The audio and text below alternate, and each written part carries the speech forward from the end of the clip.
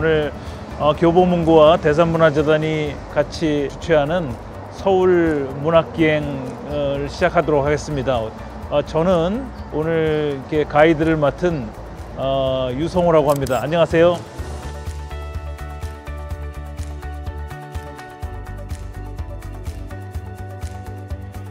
그래서 이제 오늘 1930년대부터 한 50년대까지 이곳 중구와 종로를 거쳐갔던 문학적인 흔적을 이렇게 보려고 하는데요. 주요하게 언급되는 작가는 네 분일 것 같습니다.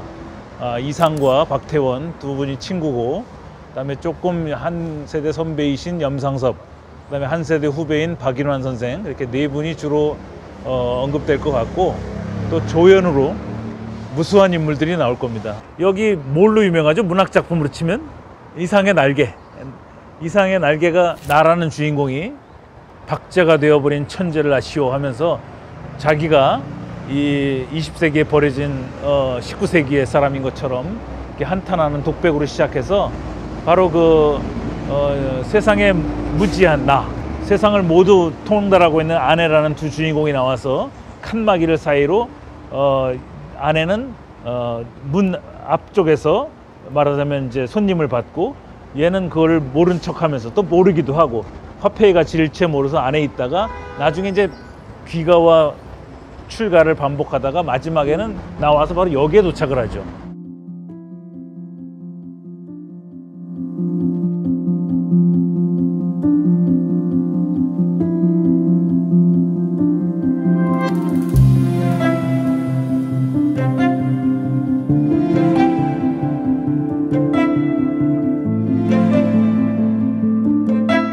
제가 퀴즈를 낼 테니까 맞춰보세요. 이상의 날개의 마지막 장면은 이러합니다. 이상이 속으로 이렇게 외칩니다. 날자, 날자, 한 번만 더 날자꾸나 라고 외친 곳은 어디일까요? 자, 옥상. 내려와서. 정문 나오면서. 이상은 경성 공업고등학교를 나왔는데 경성 고공이죠. 그게 이제 서울대학교 공과대학의 전신이지만 거기 20명의 학우가 있었는데 이상 빼곤 다 일본인이었어요. 그 일본인들 중에 최근까지 살아 계셨던 일본인 2명이 한국에 와서 자기 친구 김혜경 이상을 증언했어요. 근데 그 친구가 시인이라는 걸 이해 못하는 사람도 있더라고. 걔가 화가이자 건축가인데 어떻게 시를 썼냐고 놀라는 사람도 있었지만, 이상은 어쨌든 놀라울 정도로 건축도 하고 또 의학에도 밝았고 수학도 잘하고 또 시도 쓰고 소설도 쓰고 수필도 쓰고 연애도 잘하고 뭐 이런 진짜 이상한 사람이었어요. 근데 이 기본적으로 설계사니까 오감도라는 시를 쓸 수 있는 거 아니에요? 설계도를 하는 거니까. 그다음에 사람의 마음의 안으로 들어간 투시도를 쓸 수 있는 거고. 그런데 이 사람이 설계사라는 걸 기억하시면 이 작품도 일종의 설계라고 보시면 돼요. 설계. 근데 여기 지금 나라는 인간이 무지했고 세상에 닫혀 있었다가 드디어 인공의 날갯자죽이 가려움을 느끼면서 날자 한 번만 더 날자꾸라를 사람들이 많이 읽었습니다. 일단 질문이 틀렸어요. 가서 이상의 날개를 마지막 페이지만 보세요. 그러면 우리가 두 가지를 틀렸다는 걸 압니다. 하나, 외친 적이 없습니다. 외친 적이 없습니다. 거기 뭐라고 써 있냐면 이렇게 외쳐보고 싶었다로 끝나요. 그러니까 마지막 그 뒤에 거는 외침이 아니라 그렇게 외쳐보고 싶음으로 끝난 거예요. 그러니까 외칠 수 없음이지 결국. 그거고, 또 하나는 그게 외침이었건 외침을 상상했던 건 상관없이 어디서 외쳤느냐 그러는데, 아까 선생님 말씀하신 대로 여기 옥상, 대부분 사람은 옥상이라고 생각해요. 소설을 잘 읽어보시면 이미 내려왔어요. 이미 내려와서 군중에 섞입니다. 군중에 섞여서 걸어가면서 하는 상상이에요. 근데 왜 사람들은 다 옥상으로 생각하느냐? 그렇게 이상이 설계한 거예요. 이상은 정말 기념비적인 작품을 썼어요. 이렇게 수많은 사람이 읽어도 수많은 사람이 그렇게 읽게끔. 그러니까 중간중간에 트릭을 썼겠죠. 분명히. 트릭을 써서 자기는 내려와 놓고선도 독자들은 못 내려오게 하는 거예요. 이 삼각형의 이 돔식 르네상스식 건물이 있어서 여기 지금 명동은 그래서 근대 건축사에서 아주 중요한 데라고 그래요. 그리고 우리가 이따 갈 그 청계천의 박태원이라는 분도 소설가 구보씨의 일이라는 작품은 무대가 이쪽입니다. 여기서 찻집에 들어가고 엘리베이터를 타고 백화점에서 그러면서 낯선 사람들, 낯익은 사람들을 만나면서 하루 동안 구보라는 사람이 그 이제 소설적 재능은 있지만 시대에 밀려난 그 사람의 것을 쓰는 것도 이쪽 남촌 쪽입니다.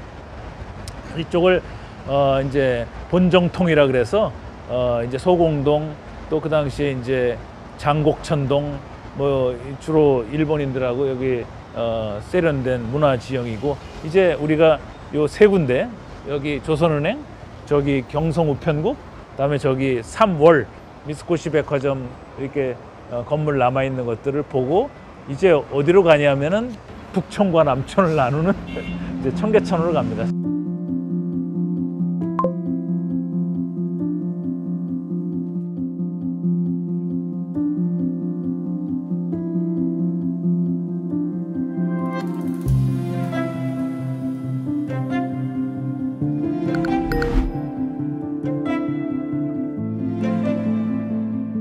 (1936년에) 연재를 해서 단행본은 38년에 냈습니다.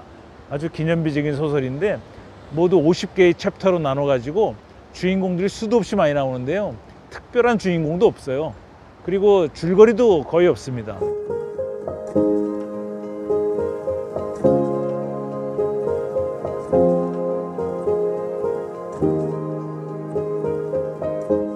그냥 이곳에서 사는 중류 사람들 또는 하층 사람들의 풍속과 세태와 인정과 배신과 또 빚과 빚, 치읓받침과 지읒받침, 이런 것들을 보여주는 일종의 파노라마 기법이라고 합니다. 박태원은 1909년생입니다. 그리고 이상은 1910년생이고 둘이 뭐 친구고, 이상은 또 그림도 잘 그려서 박태원의 소설의 사파도 하융이라는 화명을 써서 제공하기도 한 친한 친구인데요. 이상, 박태원 이런 분들이 젊은 날에 취기와 광기와 객기로 글을 썼더라면 이렇게 훗날까지 남지 않습니다. 아주 치밀한 지성과 설계와 소설 작법으로 당대를 누구보다도 그 첨단의 기법으로 만들어서 한국 문학을 이렇게 깊이 만든 그 종로의 모더니스트 2명. 이상은 너무 일찍 죽어서 신화로 남았고, 박태원은 북한으로 가서 오래 살아서 역사가 됐습니다. 신화는 그냥 빛이 찬연하지만 사실은 가정에 불과한 것이고, 역사는 이미 이루어진 일이기 때문에 어떻게 해볼 수 없는 사실이 돼버린 겁니다. 때로는 신화가 되고 때로는 역사가 되는 이 문인들의 최후의 흔적만 가지고도 우리는 인생을 또 이렇게 되살필 수 있을 것 같아요. 교보문고 가서 이제 염상섭 동상, 박인환 집터를 보시고, 그리고 우리의 최종적인 목표인 이상으로 가도록 하겠습니다.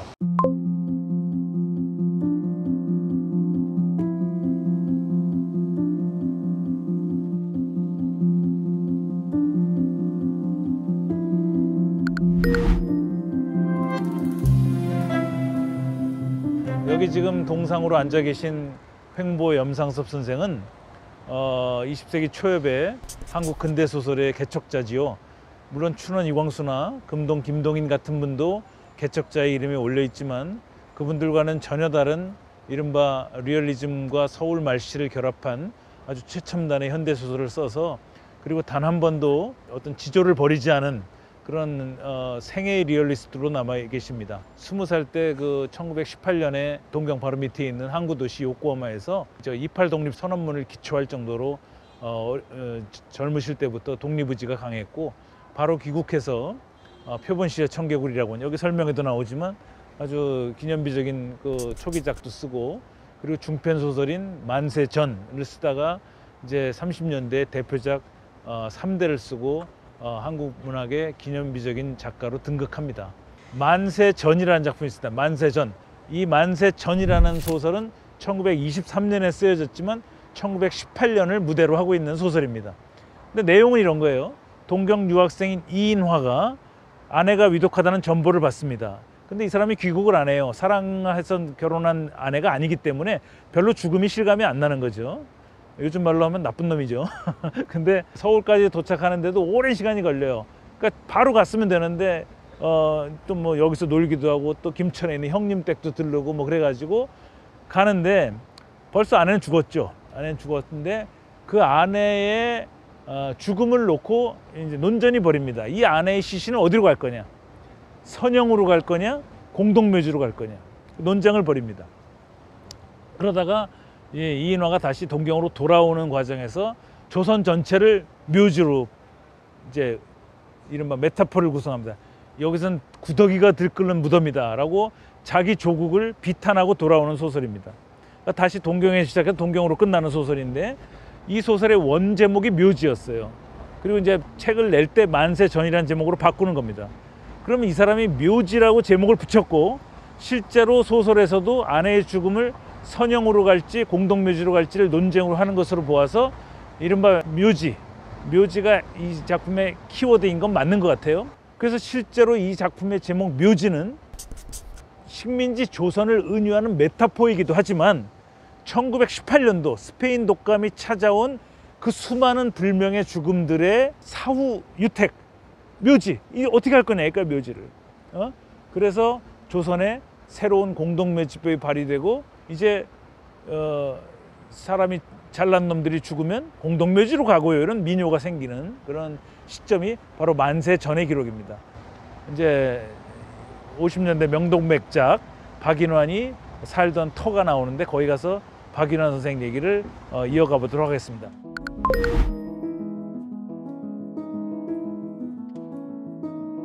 여기는 그 50년대 명동백작이라는 별칭을 받았던 최고의 미남 스타 박인환이 살았던 집이라고 합니다.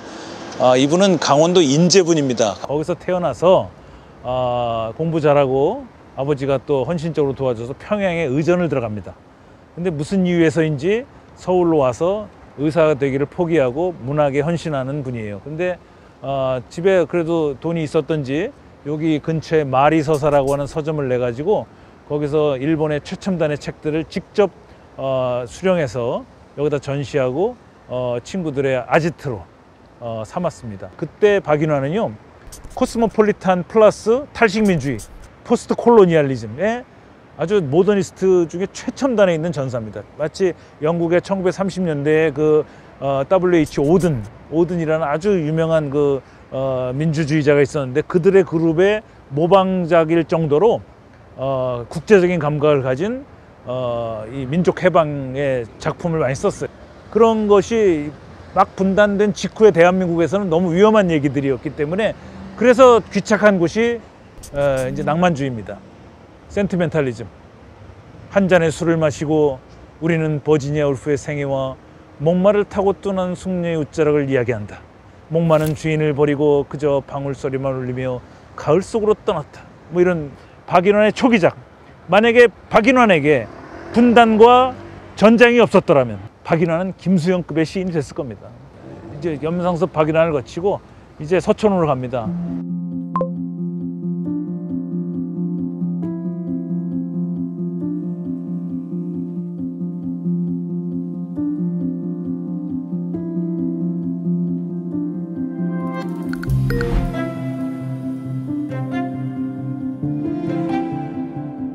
한국어의 어떤 시적 가능성을 정점에 놓인 것만은 분명한 서정주라는 시인이 어떤 산문에서 1936년에 나와 함형수가 이 보안여관에서 시인부락을 만들었다는 기록을 썼습니다. 김동리라는 소설가, 김달진이라는 시인, 그리고 함형수라는 시인, 그리고 저 충북 보은에 나중에 월북을 한 또 천재 시인 오장환과 함께 바로 여기에 모여서, 거기 서울 사람 하나도 없습니다. 다 어디 경주에서 오고 보은에서 오고 여기 고창에서 오고 이런 사람들이 여기에 모여서 돈도 안 내고 기거를 한 거예요. 그래서 거기서 잡지 만들고, 그리고 이분들이 신춘문예 투고할 때 그 주소를 여기다 썼다는 거 아니에요. 그래서 당선 통지가 일려오고 그럴 정도로 이 보안여관의 그 주인께서 물론 숙박업을 하신 거지만 문청들한테는 그렇게 아주 무료로 관대하셨다고 합니다. 자, 이제 서촌의 마지막으로 우리 저 이상의 집. 이상이 3살부터 23살까지 무려 21년 동안 살았던 집 터입니다, 거기가.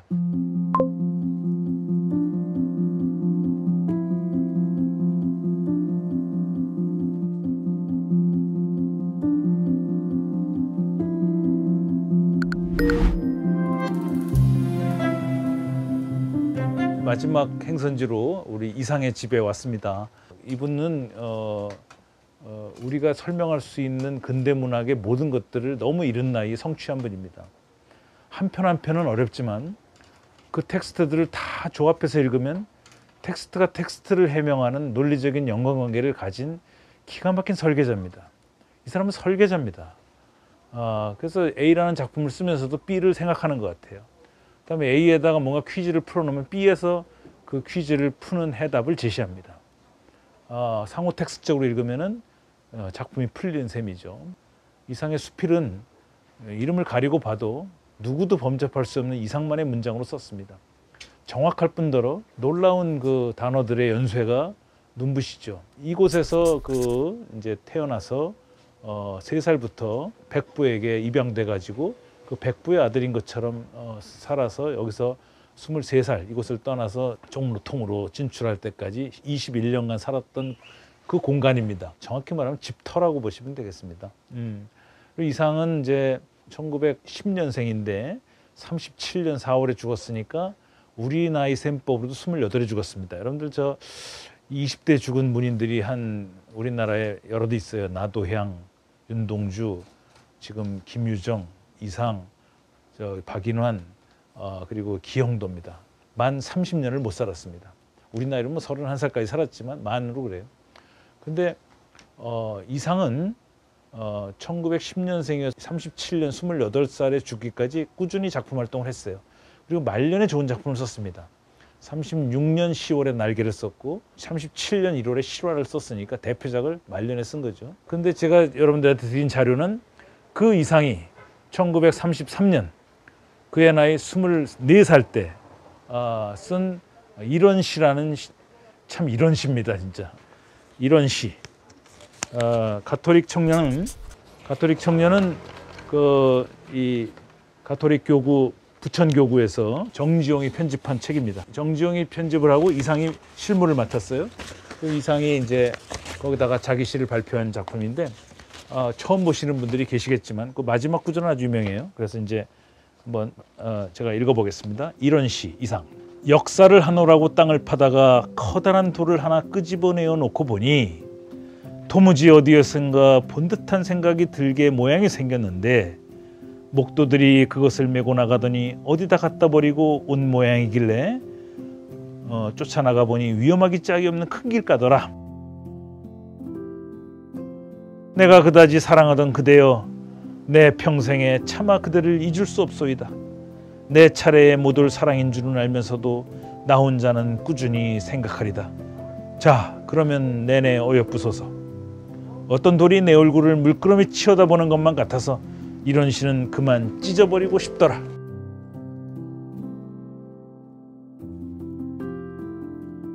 아까도 날개도 그렇게 끝냈다지 않습니까? 외쳐보고 싶었다고? 여기도 찢어버리고 싶었다지 찢는 건 아니에요. 우리가 싶다라는 말에 속으면 안 됩니다. 하고 싶다는 것은 한다는 게 아니라 할 수 없음을 말하는 겁니다. 찢어버리고 싶다는 것은 찢을 수 없음을 말하는 거니까 그렇게 받아들이시면 될 것 같아요. 여기 연애시적 어법이 있죠. 내 차례에 못 올 사랑인 줄은 알면서도 나 혼자는 꾸준히 생각하리다. 이걸 뭐라 그러죠? 전문용어로? 짝사랑이라 그러죠. 그러면 내내 어여쁘소서 하면서 근데 그게 누구냐면 돌이에요. 돌. 이 사람이 설계사잖아요. 건축사잖아. 그러니까 돌 이렇게 지형을 뜰려면 뽑아내야 되잖아요. 그래서 앞에 목도꾼들하고 그 작업하다가 어서 큰 돌은 위험하잖아요. 그러니까 갖다 버렸는데 큰 길가에다 갖다 버렸다는 거예요. 그래서 근데 그 돌이 이제 소나기가 와서 씻겨갈 거라고 생각했는데 가서 보니까 없어진 거예요. 그럼 누가 가져갔을까? 그러다가 그 누가 가져갔을 거고 자기 신세 같아서 아마 이 누군가의 2인칭을 향해서 이런 시를 쓴 것 같습니다. 이런 시. 여기 지금 번듯하게 이렇게 종로 한복통에 이렇게 이상의 공간이 있습니다. 이상문학회라는 데서 여기서 1년에 2번 학회를 하고요. 또 지금도 저의 반도 못 쓴 이 사람에게 계속 연구를 따라붙는 걸 보면은 불멸이라고 하는 것이 이렇게 이상에게 가능하지 않았나 하는 생각을 하게 됩니다. 이상은 수많은 작품을 써서 전집 3권의 분량을 썼습니다. 그가 20살 때부터 작품을 써서 27에 숨을 멈췄으니까 기껏해 한 6년 정도 썼는데 쉼없이 써도 쓸 수 없는 분량을 그림 그려가며 설계하며 돈 벌어가며 연애하며 썼습니다. 기가 막힌 사람이죠. 우리가 이상의 날개에서 시작해서 박태원의 천변풍경을 지나 소설가 구보씨를 지나 다음에 염상섭의 만세전을 지나 우리 박인환의 세월이 가면을 지나 서정주의 푸르른 날을 지나 지금 이상의 다시 날개로 돌아와서 이런 시로 마치게 된 겁니다. 작가는 한 7, 8명, 작품도 한 7, 8편의 근대문학 기행을 한 셈인데 이게 다 서울 종로 중구에 다 있습니다. 또 어딜 가면 용산구에 가면 또 뭐가 있고 서대문구에 가면 뭐가 있고 도봉구에 가면 뭐가 있고 서울은 뭐 세계적인 문화유산 도시 같아요. 그걸 여러분들이 또 서로 전해주시고 또 오늘 이상의 집에서 마무리를 할 수 있게 되어서 감사하게 생각합니다. 그래도 오늘 제가 좋아하는 문인들을 호명할 수 있게 돼서 기쁘게 생각하고 오늘 또 여러분들이 마지막까지 경청해 주셔서 감사합니다.